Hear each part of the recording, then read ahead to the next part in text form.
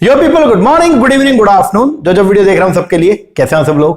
बेटा ओके, एक बार फिर से स्वागत है आप सबका हमारे नए लेक्चर में। गाइस सबसे पहले तो आई एम एक्सट्रीमली सॉरी कि इतने दिनों से हमने यूट्यूब के ऊपर जो है वो कोई भी वीडियो जो है वो अपलोड नहीं करी है। एग्जाम आपका आ गया है, लगभग 1 महीना हमारा जो है एग्जाम का पड़ा है और अब कैसे हम करने वाले हैं। अभी क्या हुआ पास में उसको छोड़िए, अब मेन बात यह है कि अपने पास में लगभग 1 महीना अवेलेबल है। इस 1 महीने में हम लोग जो है वो किस तरीके से तैयारी करें कि अपना रिवीजन बढ़िया तरीके से हम लोग जो है एग्जाम में जाने से पहले बढ़िया तरीके से कर दे और साथ में प्रैक्टिस भी अच्छे तरीके से करें ताकि जब एग्जाम में जाएं तो क्वेश्चन को देख के हम हिले ना। दैट मींस कि क्वेश्चन आए, जब क्वेश्चन को अटेंड करें तो उन क्वेश्चन से बिल्कुल यूज टू हो। और क्वेश्चन से यूज टू आप तभी हो सकते हैं जब आपने अच्छी जो है वो क्या करके प्रैक्टिस करके। हर यूनिट के लगभग 100-150 क्वेश्चन अगर आप देख के जाओगे तो उससे क्वेश्चन का फ्रेमिंग आपको जो है वो समझ में आ जाएगा। तो आपका मेन फोकस तो पहले सिलेबस पे होना चाहिए, सिलेबस पूरा करके जाना। सिलेबस पूरा होगा, मेन हथियार तो सिलेबस ही है। सिलेबस के बाद फिर आती है आपकी रिवीजन और फिर आती है आपकी प्रैक्टिस। तो प्रैक्टिस सबसे तीसरे नंबर पे, लेकिन मैं आपको ये बोलूंगा कि आप तीनों को एक साथ लेके चलिए। जो आपने पहले पढ़ चुके हो उसको आप रिवाइज साथ साथ करते चलिएगा और साथ में जो है अपना जो सिलेबस आपका पेंडिंग है उसको भी कीजिएगा और रिवीजन को साथ में जरूर लेके चलना है, ठीक है ना जी। तो अभी हम लोग जो है वो क्या करेंगे, अब कल से हम लोग जो है वो डेली बेसिस पे जो है एमसीक्यू जो है उनकी भी प्रैक्टिस करना स्टार्ट करेंगे और साथ में रिवीजन वीडियो जो है वो आपके लिए अपलोड करेंगे। एग्जाम आता है तो एग्जाम आने से पहले जो है वो लगभग 1 महीना पहले हम लोग जो है वो क्या करते हैं, रिवीजन सीरीज जो स्टार्ट करते हैं जिसमें हर यूनिट का पेपर 1 हो चाहे पेपर नंबर 2 हो, दोनों की जो है वो हर यूनिट की यूनिट वाइज रिवीजन वीडियो हम लोग जो है वो अपलोड करते हैं जिससे पूरा का एक ही वीडियो के अंदर पूरा का पूरा सब्जेक्ट आपका रिवाइज हो जाए। ओके, तो वो सीरीज भी हम लोग जो है जल्दी स्टार्ट करें और साथ में एमसीक्यूज हर यूनिट के यूनिट वाइज एमसीक्यू भी हम लोग जो है वो करेंगे ताकि प्रीवियस ईयर के अंदर जो पेपर में क्वेश्चन आए हुए हैं उनका फ्रेमिंग अपने को समझ में आए, ठीक है ना जी। तो बहुत दिन हो गए थे कोई वीडियो नहीं डाला तो मुझे लगा कि एक काम करते हैं, पहले थोड़ा मुश्किल सब्जेक्ट जो है पेपर नंबर 2 का जो कॉमन है पेपर नंबर 2 कॉमर्स में भी और मैनेजमेंट में भी, वहां से हम लोग जो है उसको स्टार्ट करते हैं। तो अभी हम लोग जो है वो आज के वीडियो में क्या करेंगे, आज के वीडियो में जल्दी से क्विकली हम लोग जो है वो स्टैट्स, बिजनेस स्टैटिस्टिक्स का जो टॉपिक है उसका एक चैप्टर है कोरिलेशन, जहां से हर बार का मतलब हर बार जो है वो क्वेश्चन पूछा जाता है हर बार। और कई बार तो ऐसा हुआ है कि एक पेपर हुआ था, मुझे एग्जैक्ट उसका अटेम्प्ट याद नहीं आ रहा, लेकिन एक अटेम्प्ट के अंदर 2 क्वेश्चन जो है वो कोरिलेशन से पूछे गए थे। तो कोरिलेशन जो है वो एग्जामिनर का सबसे चहेता टॉपिक है, कोरिलेशन और रिग्रेशन, और यहां से हर बार जो है क्वेश्चन आता है। तो पहले हम लोग जो क्या करेंगे, हम लोग आज के वीडियो के अंदर पूरा का पूरा कोरिलेशन जो है वो रिवाइज करने वाले हैं। पूरा कोरिलेशन जो हमने पढ़ा, ये जो चैप्टर जब हमने किया तो लगभग इसके ऊपर हमने जो है वो 4 लेक्चर जो लगाए थे, 3 लेक्चर सॉरी हमने लगाए थे कोरिलेशन के ऊपर। और आज हम लोग जो वो 3 लेक्चर, जो लगभग पहला लेक्चर शायद 45 मिनट का था, दूसरा भी शायद 30-35 मिनट का और तीसरा भी लगभग 25 मिनट का। तो जो काम हमने लगभग 1.5 से पौने 2 घंटे में किया था उसको हम अब जो है वो 10 मिनट के अंदर जो है वो रिवाइज करेंगे, ठीक है ना। तो रिवीजन जो है वो ये थोड़ा फास्ट ट्रैक पे चलेगा। This is a revision video, okay. तो ये मतलब कंप्लीट डिटेल जो है वो नहीं है, डिटेल वीडियो हमारी एप्लीकेशन के ऊपर जो है वो अपलोड हमने किया हुआ है। ये ओनली रिवीजन वीडियो है। जो बच्चे मुझसे पहले पढ़े हुए या जिन्होंने ये चैप्टर मुझसे पहले पढ़ लिया है उनको तो बढ़िया तरीके से समझ में आएगा। बाकी फिर भी मैं कोशिश करूंगा कि मेन पॉइंट में इलेबोरेट कर दो, ठीक है ना जी। रिवीजन वीडियो का जो मेन एम होता है वो यही होता है कि जो हमने आपको पढ़ा है उसको एक बार क्विकली रिव्यू करवा देना, ठीक है ना, उसको गो थ्रू करवा देना, ओके जी। चलो जल्दी से हम लोग शुरुआत करते हैं चैप्टर का। चैप्टर नंबर 5 जो है कोरिलेशन, अपनी बुक जो बिजनेस स्टैट का बुक है इसके अंदर जो है चैप्टर नंबर 5 दिया हुआ है। यूनिट 5 है बिजनेस स्टैट का और मैनेजमेंट के अंदर यूनिट नंबर 8 है operation research and business stat, उसके अंदर भी ये टॉपिक जो है वो आता है। चलो शुरुआत करते हैं। कोरिलेशन की अगर बात करते हैं, कोरिलेशन बेसिकली जो है वो क्या है, कोरिलेशन एक स्टैटिस्टिकल टूल था, आपको मैंने बताया था। जनरली बिजनेस के अंदर, ये ध्यान देना, ये मैंने आपको बताया था, जनरली बिजनेस के अंदर जो है वो क्या होता है, हमारे सामने बहुत सारी जो है लार्ज नंबर ऑफ प्रॉब्लम जो है वो आती है जिसके अंदर 2 या 2 से ज्यादा वेरिएबल जो है वो इन्वॉल्व होते हैं और कहीं ना कहीं जो है वो क्या होता है कि एक वेरिएबल दूसरे वेरिएबल से जो है वो क्या होता है, इंटर रिलेटेड होता है। तो एक ऐसा टूल, एक ऐसा स्टैटिस्टिकल टूल जिसकी मदद से हम लोग 2 डिफरेंट वेरिएबल के बीच में रिलेशन मेंटेन करने की कोशिश करते हैं, उस स्टैटिस्टिकल टूल को तो बोलते हैं क्या, कोरिलेशन। और उस स्टैटिस्टिकल टूल को यूज करके जो वैल्यू निकल के आती है, एक प्योर वैल्यू जो निकल के आती है, जो बेसिकली क्या करती है, 2 वेरिएबल में रिलेशनशिप को डिपिक्ट करती है या 2 वेरिएबल में रिलेशनशिप को डिनोट करती है, उस वैल्यू को बोलते हैं कोफिशिएंट ऑफ कोरिलेशन। तो कोफिशिएंट ऑफ कोरिलेशन जो है वो क्या है, वो एक मेजर है जिसकी मदद से हम लोग जो है 2 डिफरेंट वेरिएबल के बीच में जो है वो क्या करते हैं, रिलेशन मेंटेन करते हैं, ओके। तो एक ऐसा स्टैटिस्टिकल टूल जिसकी मदद से 2 वेरिएबल के बीच में रिलेशन मेंटेन किया जाएगा, उस टूल का नाम क्या है, कोरिलेशन। और कोरिलेशन जो टूल है उसको लगा करके जो निकल के आता है वो क्या आएगा, वो आएगा कोफिशिएंट ऑफ कोरिलेशन, ठीक है जी।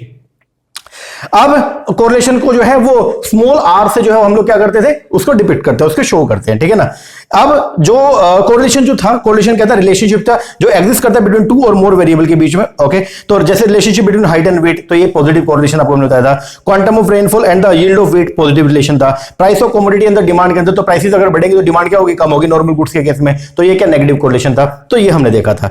यूजेस क्या है कोरिलेशन के, अच्छा कोरिलेशन एनालिसिस जो है वो एक स्टैटिस्टिकल टेक्निक है जिसको हम यूज करते हैं क्या करने के लिए, डिग्री निकालने के लिए, और साथ में क्या डायरेक्शन, डायरेक्शन का मतलब जो है पॉजिटिव है या नेगेटिव है, और डिग्री की रिलेशन जो है वो कैसा है, परफेक्ट पॉजिटिव है, परफेक्ट नेगेटिव है, जीरो कोरिलेशन है, या फिर जो है वो मॉडरेट है या हाई डिग्री है, ये सब निकालने के लिए, ठीक है। यूजेस क्या कहां थे कोरिलेशन है, इकोनॉमिक्स की थ्योरी में या फिर बिजनेस स्टडी के अंदर हम लोग जो कोरिलेशन को यूज करते हैं, कोरिलेशन को बेसिकली यूज करते हैं क्या करने में, रिलेशनशिप निकालने में और डायरेक्शन निकालने के अंदर। दूसरा, कोरिलेशन के बेस पर हम लोग जो वो क्या करते हैं, प्रिडिक्शन भी करते हैं, एक वेरिएबल के बेस पर जो है वो दूसरे वेरिएबल की प्रिडिक्शन भी जो है वो की जाती है। अब कोरिलेशन और कॉजेशन की अगर हम बात करते हैं तो आपको मैंने बताया था कि दो वेरिएबल के बीच में कोरिलेशन हो सकता है, लेकिन उनके बीच में कॉज एंड इफेक्ट का रिलेशन हो ऐसा जरूरी नहीं है। बहुत बार ऐसा होता है कि एक वेरिएबल बढ़ रहा है दूसरा भी बढ़ रहा है, एक कम हो रहा है दूसरा भी कम हो रहा है, तो हम ये बोल देते हैं कि दोनों के बीच में रिलेशन है, बट इन एक्चुअलिटी रिलेशन हो ऐसा जरूरी नहीं है। जैसे आपको मैंने एग्जांपल दिया था क्लास के अंदर, मैंने आपको बोला था जूतों के ऊपर जो रुपए खर्चे गए, मतलब जो एक्सपेंस आपने खर्चा जूतों के ऊपर, और उसका इंपैक्ट हमारे क्लास टेस्ट पे, क्या कोई रिलेशन था? जूते पे जो खर्चा किया गया और क्लास के अंदर जो आपकी परफॉर्मेंस है, क्या उनमें कोई रिलेशन था? नहीं था। लेकिन कहीं ना कहीं मैंने आपको बताया था ना कि जूतों पे जैसे जैसे खर्चा हम बढ़ा रहे हैं वैसे वैसे हमारी क्लास की परफॉर्मेंस वो क्या हो रही है, बढ़ रही है। तो हमने बोल दिया there is a positive relation, positive correlation है, बट जबकि एक्चुअल के अंदर ऐसा नहीं होता है। इस तरह का रिलेशन जिसके अंदर कॉज एंड इफेक्ट बिल्कुल भी नहीं है, उसको बोलते हैं स्पूरियस कोरिलेशन। क्या बोलेंगे? स्पूरियस। तो ऐसा हो सकता है, इट्स क्वाइट पॉसिबल, ये बहुत इंपॉर्टेंट बात है, ये ध्यान रखना, ये अपना जो स्टेटमेंट बेस्ड क्वेश्चन है उसमें आ सकता है कि ऐसा हो सकता है कि दो डिफरेंट वेरिएबल में रिलेशन हो, ठीक है, कोरिलेशन हो, लेकिन उनके बीच में कॉज एंड इफेक्ट का रिलेशन हो ऐसा जरूरी नहीं है। लेकिन अगर दो वेरिएबल में कॉज एंड इफेक्ट का रिलेशन है तो कोरिलेशन वहां पे पक्का होगा ही होगा, ये बात ध्यान रखना, ठीक है ना। अच्छा, और जो वो नॉनसेंस या स्पूरियस कोरिलेशन क्या होता है, ऐसा जब कोरिलेशन ऑब्जर्व किया जाएगा कि दो वेरिएबल के बीच में कोरिलेशन ऑब्जर्व कर रहे हैं, लेकिन उनके बीच में कोई भी जो है वो कैजुअल रिलेशनशिप, बोलते कॉज एंड इफेक्ट का रिलेशनशिप नहीं है, उसको बोलते हैं हम लोग क्या, नॉनसेंस या फिर स्पूरियस कोरिलेशन। आप टाइप ऑफ कोरिलेशन के अंदर में पढ़ा पॉजिटिव। पॉजिटिव कोरिलेशन क्या होता है, जब दोनों के दोनों वेरिएबल जो है वो सेम डायरेक्शन के अंदर मूव करते हैं, एक बढ़ रहा है दूसरा बढ़ रहा है, एक कम हो रहा है दूसरा कम हो रहा है, उसको बोलते हैं हम लोग क्या, पॉजिटिव कोरिलेशन। नेगेटिव कौन सा होता है, जब दो वेरिएबल है और दोनों वेरिएबल जो है वो एक दूसरे से जो है अपोजिट डायरेक्शन मूव होते हैं, एक बढ़ रहा है तो दूसरा कम हो रहा है, एक कम हो रहा है दूसरा बढ़ रहा है, इसको बोलते हैं हम लोग क्या, नेगेटिव कोरिलेशन। एक होता है सिंपल, एक है मल्टीपल, जब दो वेरिएबल के बीच में हम लोग जो वो क्या करते हैं, रिलेशन मेंटेन करते हैं, उसको बोलते हैं सिंपल कोरिलेशन। और मल्टीपल कौन सा होता है, जब दो से ज्यादा, बोलो तीन या तीन से ज्यादा वेरिएबल के बीच में हम लोग जो है वो क्या करते हैं, रिलेशन मेंटेन करते हैं, रिलेशनशिप जो है एस्टेब्लिश करने का काम करते हैं, उसको बोलते हैं हम लोग क्या, मल्टीपल कोरिलेशन। मल्टीपल दो तरीके का था, एक था आपका पार्शियल और एक था आपका टोटल। पार्शियल के अंदर क्या होगा, हम यहां पे जो है वो कोरिलेशन जो है, कोरिलेशन को स्टडी करेंगे तीन या उससे ज्यादा वेरिएबल में, लेकिन एक्चुअल स्टडी सिर्फ दो में होगी, बाकी सभी फैक्टर को क्या कर देंगे, कांस्टेंट कर देंगे। लेकिन टोटल मल्टीपल के अंदर हम लोग जो वो क्या करेंगे, यहां पे हम तीन या तीन से ज्यादा वेरिएबल के बीच में जो है वो क्या करेंगे, स्टडी करेंगे, और किसी भी वेरिएबल को हम कांस्टेंट नहीं रखते हैं, सारे के सारे वेरिएबल जो है वो क्या, वेरिएट करेंगे। ओके, एक होता है लीनियर और एक है नॉन लीनियर। तो लीनियर कोरिलेशन और नॉन लीनियर कोरिलेशन के बीच में जो डिफरेंस है वो किसके बेस पर होता है, वो होता है on the base of consistency of the ratio. तो लीनियर कोरिलेशन क्या होता है, लीनियर कोरिलेशन वो है जब आप कोरिलेशन को आप क्या करोगे, ग्राफ के ऊपर प्लॉट करोगे तो एक सीधी रेखा जो है वो बनेगी, मतलब यहां पे जो रेशियो रहेगा वो क्या रहेगा, कांस्टेंट रहेगा। अगर एक 10% से बढ़ेगा और दूसरा जो 20% से बढ़ रहा है, तो नेक्स्ट टाइम जो है वो क्या होगा, अगर दूसरा 20% से बढ़ेगा तो सॉरी, जैसे अगर एक्स वेरिएबल 10% से बढ़ रहा है तो उसके मुकाबले हमने देखा कि वाई वेरिएबल 20% से बढ़ रहा है। नेक्स्ट टाइम जो क्या हो, अगर एक्स वेरिएबल 20% से बढ़ेगा तो वाई वेरिएबल 40% से बढ़ेगा, तो वहां पर रेशियो जो रहेगा वो क्या रहेगा, 1:2 जैसे, तो रेशियो जो है वो क्या रहेगा, सेम रहेगा। तो जब रेशियो आपका सेम होता है, ठीक है ना, जब कोरिलेशन के अंदर दो वेरिएबल के बीच में रेशियो क्या रहेगा, कांस्टेंट रहेगा, तो उस केस के अंदर जो है वो क्या होगा, जो कोरिलेशन है उसको जब आप शो करोगे, प्लॉट करोगे ग्राफ के ऊपर, तो वो कैसा होगा, स्ट्रेट लाइन बनेगा। और दूसरा, जब ऐसा रेशियो सेम नहीं होता है तो उसको बोलते हैं हम लोग क्या, नॉन लीनियर, या उसको बोलते हैं हम लोग क्या, कर्वी लीनियर कोरिलेशन। ठीक है जी। इसके बाद में फिर हमने पढ़ा कोरिलेशन को निकालने के कई सारे मेथड हमारे पास में अवेलेबल थे, जिनको हमने दो पार्ट के अंदर डिवाइड किया। एक्चुअलिटी के अंदर तो हम लोगों ने यहां पे ये देखा था कि 6 मेथड है, वैसे बुक के अंदर 5 है। एक आपको मैंने एक्सेल लिखवा दिया था, लीस्ट स्क्वायर मेथड जो था, जो रिग्रेशन के अंदर हमने जो है वो बाद में कवर किया। तो जो भी मेथड है कोरिलेशन निकालने के, उसको हम दो पार्ट में जो है वो क्या करते हैं, डिवाइड करते हैं। एक है ग्राफिक मेथड और एक आपके कौन से अलजेब्रिक, जिसके अंदर जो है मैथमेटिकल फॉर्मूला को हम क्या करते हैं, यूज करते हैं। जो ग्राफिक मेथड है उसके अंदर बेसिकली दो तरह के मेथड आएंगे, एक आएगा स्कैटर डायग्राम और एक आएगा कौन सा, ग्राफिक। स्कैटर डायग्राम जो है वो क्या, यहां पे हम लोग जो है वो क्या करेंगे, डॉट चार्ट का जो है वो क्या करते हैं, यूज करते हैं। क्या करते हैं, डॉट चार्ट को जो है प्रिपेयर करेंगे और उसके बेस पर जो है कोरिलेशन मेंटेन करने का काम करते हैं। स्कैटर डायग्राम के अंदर हम लोग जो है वो ये देखते हैं कि जितने जो डॉट्स है वो एक दूसरे से स्कैटर है, उतना ही जो रिलेशन उनके बीच में एस्टेब्लिश नहीं होगा, और जितना the more closely the dots are, उतना ही जो है कोरिलेशन क्या होगा, स्ट्रॉन्ग होगा। ठीक है, तो यहां पे मैंने बताया था आपको, the greater the scatter of the plotted point, जितना स्कैटर रहेंगे जो प्लॉटेड पॉइंट्स है, जो एक दूसरे से क्या रहेंगे, स्कैटर मतलब दूर दूर रहेंगे on the chart, the lesser is the relationship, उतना ही जो रिलेशनशिप है वो क्या रहेगा, कम रहेगा। एंड द मोर क्लोजली, और जितना ही जो है वो क्या, डॉट चार्ट के ऊपर जो आपके डॉट्स हैं, जितना वो एक दूसरे से क्या रहेंगे, नजदीक रहेंगे, एक स्ट्रेट लाइन अगर वो बनाएंगे तो उतना ही जो है वो क्या होगा, आपका परफेक्ट पॉजिटिव या परफेक्ट नेगेटिव कोरिलेशन आपको देखने को मिलेगा। ठीक है ना।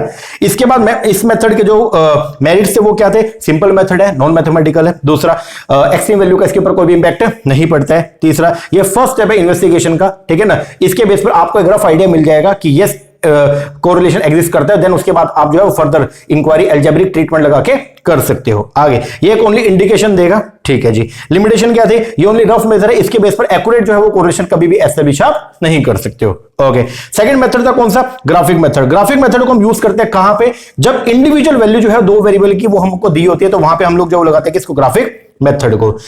यहां पे हम लोग जो वो क्या करते हैं बेसिकली, हम जो है वो क्या करेंगे, दो जो डिफरेंट वैल्यू उनको हम प्लॉट करेंगे। अगर क्या है, कहां गया अभी, ये रहा, if both the curve draw on the graph are move in the same direction, अगर जो आपने जो कर्व ड्रॉ करे थे अगर वो सेम डायरेक्शन मूव कर रहे हैं, तो हम जो है उसको बोलेंगे कि आपका जो रिलेशन है वो क्या है, पॉजिटिव है, या फिर वो क्या रिलेशन जो है वो क्या है, पॉजिटिव है। ओके, और अगर जो आपने ग्राफ के ऊपर जो कर्व प्लॉट करे, अगर वो जो है वो अपोजिट डायरेक्शन के अंदर मूव करे, तो आप बोलोगे वहां पे क्या कि जो कोरिलेशन है वो कैसा है, नेगेटिव है। ठीक है, इस मेथड को बेसिकली हम लोग जो यूज करते हैं, जहां पे आपको जो है वो एक ही डेटा डिफरेंट टाइम फ्रेम के ऊपर जो दिया होता है, बोले तो जहां पे आपका टाइम सीरीज वाला जो केस होता है, वहां पे हम इस मेथड को जो है वो क्या करते हैं, यूज करते हैं। ठीक है, ये तो थे आपके ग्राफिकल मेथड। अब आएगा कौन सा, अलजेब्रिक मेथड। अलजेब्रिक मेथड के अंदर, अच्छा, अलजेब्रिक मेथड से पहले जो है वो जो कोरिलेशन है, जो आर है, उसकी कुछ प्रॉपर्टी थी। सबसे पहले हमने पढ़ा था choice of origin of independent होता चॉइस ऑफ ओरिजिन। इसका मतलब क्या था, जो भी आपके एक्स और वाई वेरिएबल है, अगर आप कभी भी एक्स और वाई वेरिएबल के अंदर जो है वो क्या करते हो,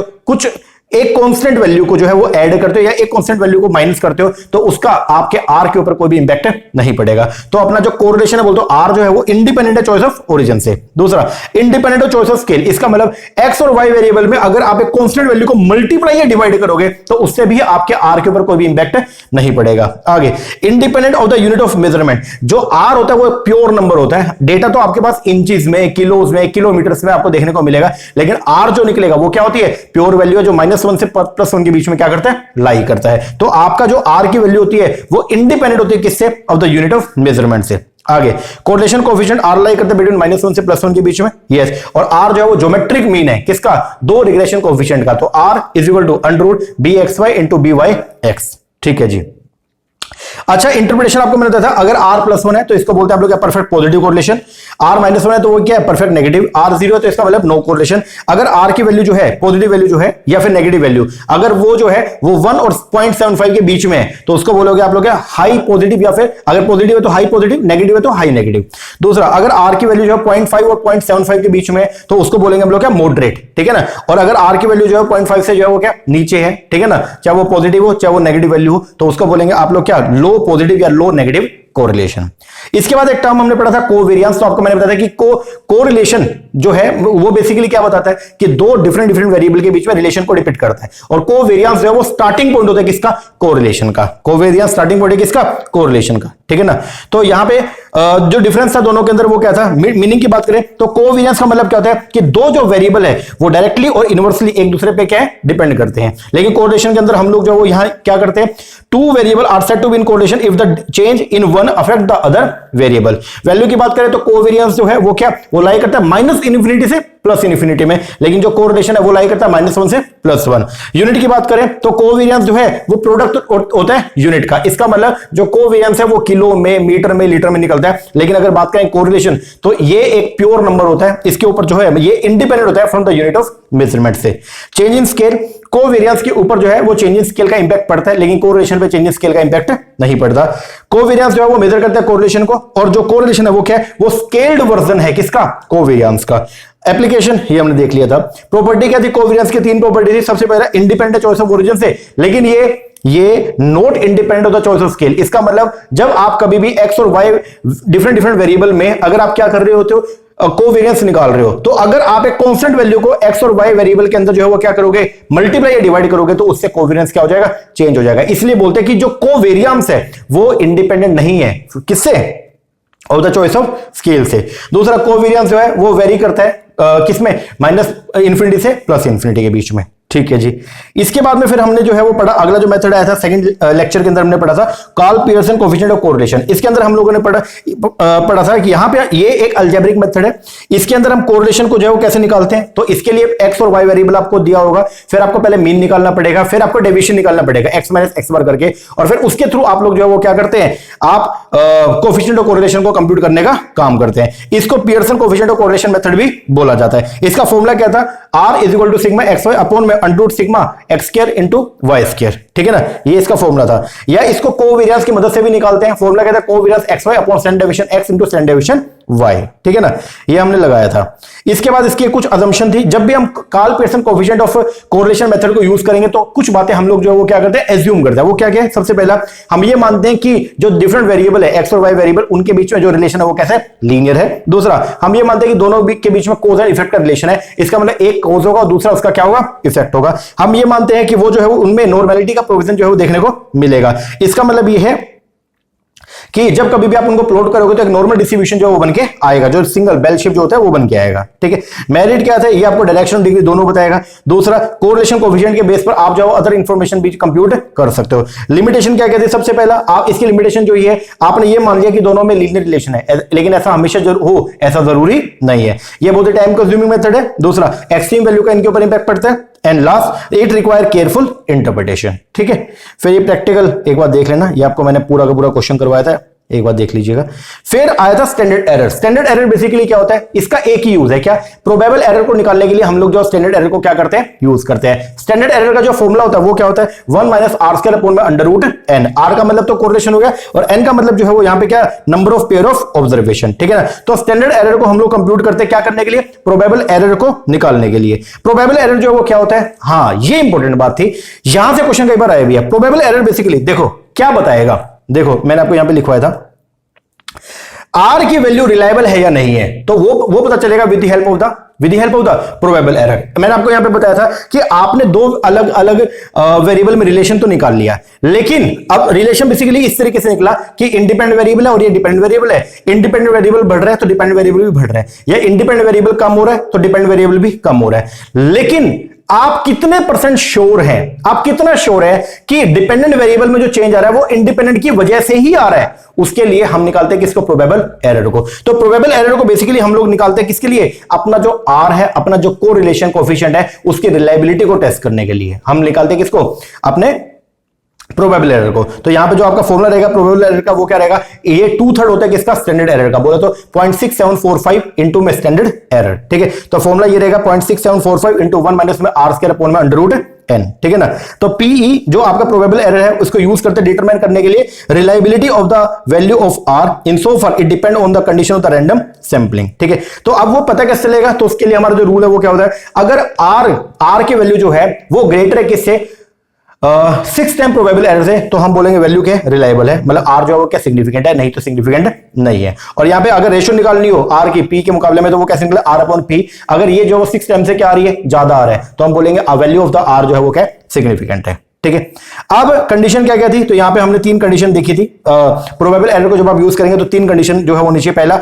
नॉर्मल फ्रीक्वेंसी कर्व बनना चाहिए, बोलते जो बेल शेप कर्व होते हैं ये होना चाहिए। दूसरा द स्टैटिस्टिकल मेथड जो होता है ना, for which P is compute must be calculate from a sample के बेस पर डेटा आपके पास में आया, और जो आपने सैंपल सिलेक्शन किया वो कैसा होना चाहिए, अनबायस्ड होना चाहिए। फिर ये हमने फॉर्मूला जो है वो लगा के देखा था फिर एक होता है coefficient of determination. Coefficient of determination देखो, कोरिलेशन से ये तो पता चल गया कि रिलेशन है, लेकिन वो रिलेशन कितना परसेंट जो है वो आपका एक्चुअल में एग्जिस्ट कर रहा है। रिलेशन तो है, लेकिन रिलेशन कितना परसेंट जो है वो दोनों के बीच में रिलेशन जो है वो कितना परसेंट एक्चुअल के अंदर एग्जिस्ट कर रहा है, उसको निकालते हैं with the help of the coefficient of determination. तो कोफिशिएंट ऑफ डिटर्मिनेशन कैसे निकालेंगे? एक्सप्लेन्ड वेरिएंस अपॉन में टोटल वेरिएंस। इसका फॉर्मूला क्या रहेगा? Coefficient of determination is equal to r square. क्या बोलेंगे? R square. इसके खास बात जो थी वो क्या क्या थी? देखो यहां पे एक बार वैल्यू आर स्क्वायर का वैल्यू जो है वो क्या, जब आर की वैल्यू कम होगी तो उसके मुकाबले में आर स्क्वायर की वैल्यू ज्यादा रेट से जो वो क्या होगी, कम होगी। ठीक है, आर जो है हमेशा जो है वो क्या रहेगा? पॉजिटिव रहेगा, क्योंकि जब आर स्क्वायर करोगे तो माइनस का साइन आपका क्या हो जाएगा? इग्नोर हो जाएगा। ठीक है, आर और आर स्क्वायर सिर्फ दो केस में जो है वो बराबर रहेंगे। कब? जब आर की वैल्यू 1 है या फिर आर की वैल्यू 0 है, तो उस केस में आर स्क्वायर भी जो है वो 1 या 0 के बराबर होगा। ठीक है, आर कैन बी, जो आर है बोले तो जो कोरिलेशन है वो पॉजिटिव नेगेटिव दोनों हो सकता है, लेकिन जो आपका आर स्क्वायर है वो हमेशा क्या रहेगा? पॉजिटिव। तो ये था आपका क्या? Coefficient of determination. ये हमने पढ़ा था। कोफिशिएंट ऑफ डिटर्मिनेशन क्या क्या बताएगा? टोटल वेरिएंस में से एक्सप्लेन्ड वेरिएंस को क्या करेगा? ये जो एक्सप्लेन्ड वेरिएंस है इसको ये एक्सप्लेन करेगा बेसिकली। ठीक है, और जो कोफिशिएंट ऑफ नॉन डिटर्मिनेशन ये कैसे निकालते हैं? 1 माइनस में आर स्क्वायर करके। तो इसका फॉर्मूला जो रहेगा वो क्या रहेगा? अनएक्सप्लेन्ड वेरिएंस अपॉन में टोटल वेरिएंस। तो इसको कैसे निकालोगे? 1 माइनस में आर स्क्वायर। ठीक है, तो ये बताएगा लैक ऑफ डिपेंडेंस। जो डिपेंडेंस जो है वो शो करेगा कोफिशिएंट ऑफ डिटर्मिनेशन, और कोफिशिएंट ऑफ नॉन डिटर्मिनेशन जो है वो बताएगा लैक ऑफ डिपेंडेंस। ठीक है, इसके बाद में एक हमने पढ़ा था कोफिशिएंट ऑफ एलिनेशन। इसको बेसिकली हम यूज करते हैं क्या करने के लिए? कोफिशिएंट ऑफ एलिनेशन का एक यूज है वो क्या? स्टैंडर्ड एरर को कंप्यूट करने के लिए। फॉर्मूला जो रहेगा वो क्या रहेगा? √1 माइनस में आर स्क्वायर। ठीक है, इसके बाद अगला जो मेथड हमने पढ़ा था वो था आपका कौन सा? Spearman rank correlation method. Spearman rank correlation method को वहां यूज करते हैं जहां पे डेटा आपके पास में क्वालिटेटिव नेचर का जो है वो अवेलेबल होता है, तो जनरली वहां पे हम इसको जो है क्या करते हैं? यूज करते हैं। चार्ल्स एडवर्ड स्पीयरमैन ने जो है 1904 के अंदर इस मेथड को जो वो क्या किया था?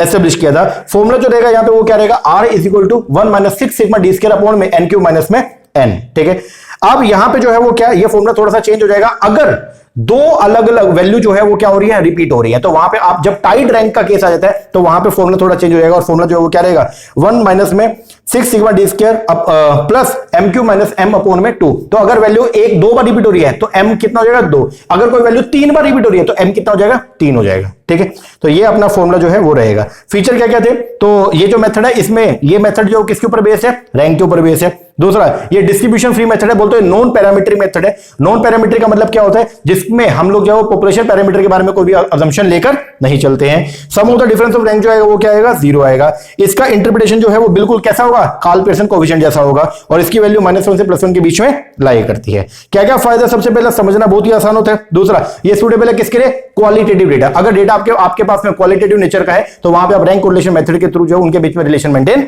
करते हैं। और ये सूटेबल है जहां पे डेटा कैसा है? एबनॉर्मल नेचर का है। ठीक है, ये ओनली मेथड है जिसमें रैंक को लेकर चलते हैं, एक्चुअल डेटा को लेकर नहीं चलते हैं। और ये एप्लीकेबल है even for the actual data. अगर एक्चुअल डेटा भी आपको दे रखा है तो उसमें भी आप रैंकिंग करके जो है आप वहां पे भी ये मेथड को अप्लाई कर सकते हैं। लिमिटेशन क्या है?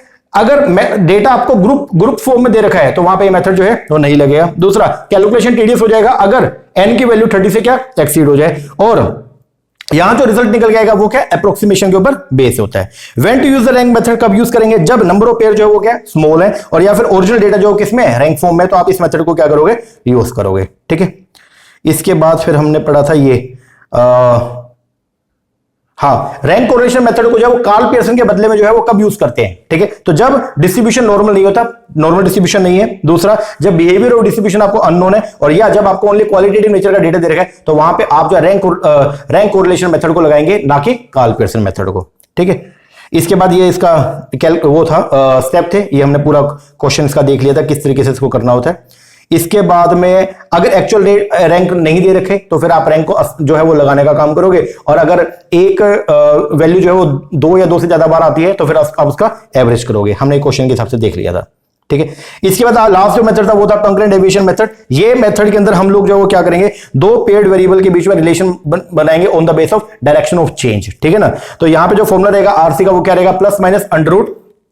+-2c - n अपॉन में n। यहां पे r से बोलते हो coefficient of concurrent deviation, c का मतलब जो है वो क्या रहेगा? नंबर ऑफ पॉजिटिव साइन, जो भी पॉजिटिव साइन है ना, सिर्फ उनको अपने को क्या लेना है, ठीक है। तो अगर मान लो पेयर करके और पॉजिटिव साइन 3 आए तो आपका सी कितना हो जाएगा 3, अगर पॉजिटिव साइन 2 आए तो सी जो है वो कितना हो जाएगा 2 हो जाएगा। ओके, और एन का मतलब क्या होता है, number of pair of the observed observation compare, ठीक है। तो फॉर्मूला जो है वो क्या रहेगा, plus minus under root plus minus 2c minus में n अपॉन में n। मैरिड क्या है, कंक्रीट डेविएशन मेथड है, सबसे पहले simple to understand and easy to apply. दूसरा सुटेबल है फॉर लार्ज n, अगर मान लो n जो है वो क्या है ज्यादा 30 से ज्यादा है तो आप इस मेथड को जो यूज आराम से कर सकते हो। लिमिटेशन क्या है, ये मेथड जो है ये डिफरेंस क्रिएट नहीं करता बिटवीन स्मॉल और द बिग चेंज। जैसे आपको मैंने बताया था कि अगर कोई 20 से 21 हुआ तो भी ये बोलेगा कि हाँ प्लस, और अगर 20 से 2000 होगा तो भी ये क्या बोलेगा प्लस। तो एक्सट्रीम वैल्यू जो है उसको ये अलग से शो नहीं करता है, और ये ओनली एक अप्रोक्सीमेट इंडिकेटर है।